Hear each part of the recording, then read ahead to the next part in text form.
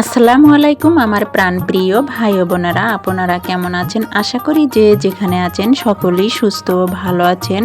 আলহামদুলিল্লাহ, আমিও আল্লাহ তাআলার অশেষ মেহেরবানিতে বেশ ভালো আছি। টিপ টিপ বৃষ্টি পড়ে, আর এই বৃষ্টির মাঝে আমি, আমার ভাগ্নি আর আমার মা আমরা সবাই মিলে যাচ্ছি নদীতে। আর নদীতে যাওয়ার রাস্তাটা দেখেন মাশাআল্লাহ কতটা সুন্দর। নদীটা আমাদের বাড়ি থেকে এতটা কাছে যে উঠান থেকেও যদি তাকানো যায় তাহলেও কিন্তু এই নদীর মুখটা দেখা যাবে। যে গ্রামে নদী আছে সেই গ্রামে কিন্তু অনেক শান্তি আছে। নদী হলো একটা শান্তির জায়গা, তবে অনেক সময় কিন্তু নদী দুঃখের বার্তাও নিয়ে আসে। নদী এমন একটা জিনিস যার মাঝে সুখ দুঃখ সবই আছে। এই তো আমরা নদীতে এসে পৌঁছে গেছি। আমরা এই নদীতে ভুঁড়ি পরিষ্কার করব। নদীতে কিন্তু ভুঁড়ি পরিষ্কার করার মজাই আলাদা।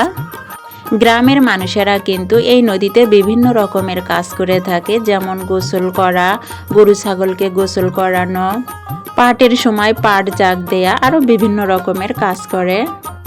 এই নদীটা আমাদের গ্রামে থাকার কারণে আমাদের গ্রামটা কিন্তু সব সময় ঠান্ডা থাকে। যতই রোদ উঠুক না কেন, এই নদীর হাওয়ায় আমাদের গ্রামটা কিন্তু সব সময় শীতল থাকে।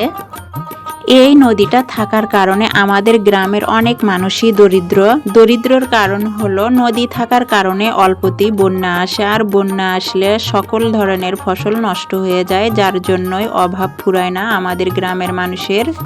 তবে নদী থাকার কারণে কিন্তু গরিব মানুষেরা একটু ভালো মন্দ খাইতে পারে। মন চাইলেই জাল বড়শি নিয়ে যদি নদীতে যাওয়া যায় তাহলে কিন্তু একটু হলেও মাছ পাওয়া যায়, যা দিয়ে গরিব মানুষের সুন্দরভাবে দিন চলে যায়। দেখেন মাশাআল্লাহ পানিগুলো কতটা সুন্দর, দেখে কিন্তু মনে হচ্ছে পানিগুলো খাওয়া যাবে।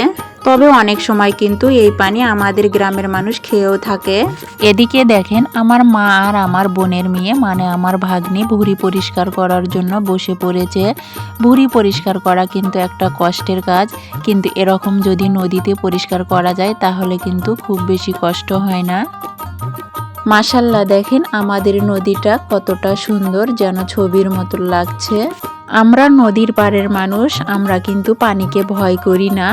এখন কিন্তু নদীতে খুব অল্প পানি, তবে বন্যার সময় কিন্তু অনেক পানি হয়। ওই সময় কিন্তু আমাদের বাড়িতেও পানি ওঠে।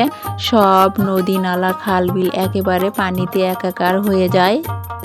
নদীর পাড়ের মানুষের জীবন কিন্তু অনেক কষ্টের, তারা কিন্তু লড়াই করে বেঁচে থাকে, আর সেই লড়াইটা হলো পানির সঙ্গে লড়াই করা।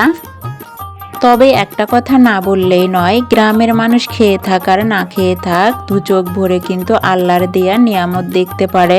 গ্রামে জন্ম বলেই এত সুন্দর নদী কিন্তু আমরা উপভোগ করতে পারছি, যেটা শহরের মানুষের পক্ষে সম্ভব না।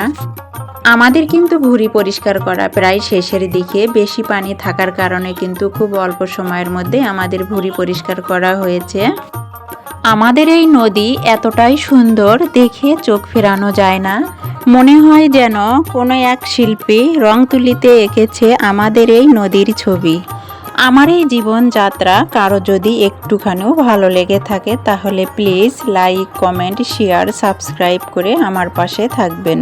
গ্রামের মানুষ কি রকম হয় দেখেন, বৃষ্টি পড়ছে তারপরও কাজে এসেছে। এই তো দেখেন যে এই ভুঁড়িটা আমরা নদী থেকে পরিষ্কার করে এনেছি, সেই ভুঁড়িটা আমার ভাবি এখন কাটতেছে।